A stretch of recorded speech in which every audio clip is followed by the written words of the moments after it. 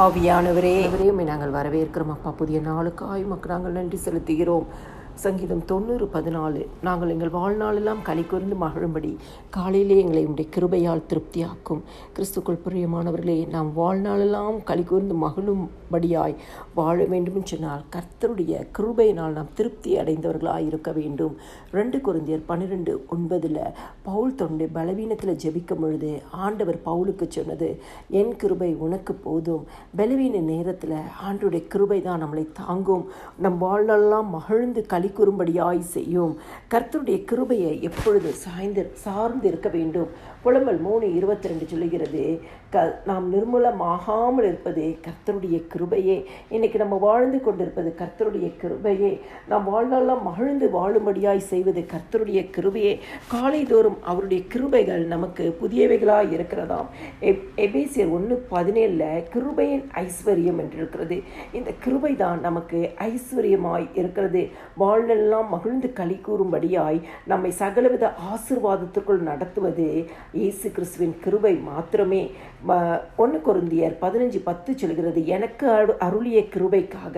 அப்போ இந்த கிருபையை தேவன் நமக்கு தந்திருக்கிறார். அதற்கு காரணம் வாழ்நாள் எல்லாம் நாம் மகிழ்ந்து களி கூறும்படியாய் வாழவே ஆண்டவர் தம்முடைய கிருபையினாலே நம்மளை நிரப்புகிறார். சங்கீதம் 23:6 சொல்கிறது, என் ஜீவனுள்ள நாளெல்லாம் நன்மையும் கிருபையும் என்னை தொடரும்.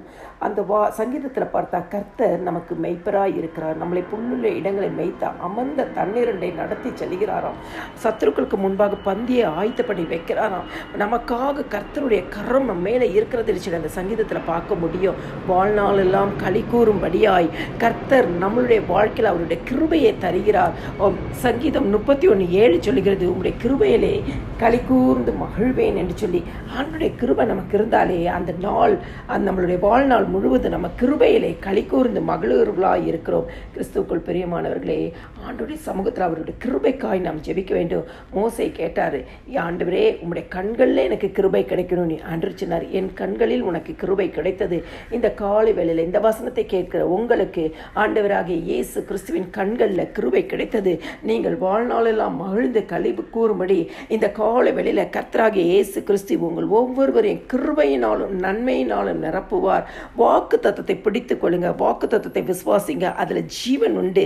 அந்த ஜீவன் உங்களுக்கு அந்த வார்த்தையின்படியே அற்புதங்களை செய்யும். எல்லா துதிகன மகிமையும் என் ஆண்டவராகிய இயேசு கிறிஸ்து ஒருவருக்கே செலுத்துகிறேன். ஆமென்.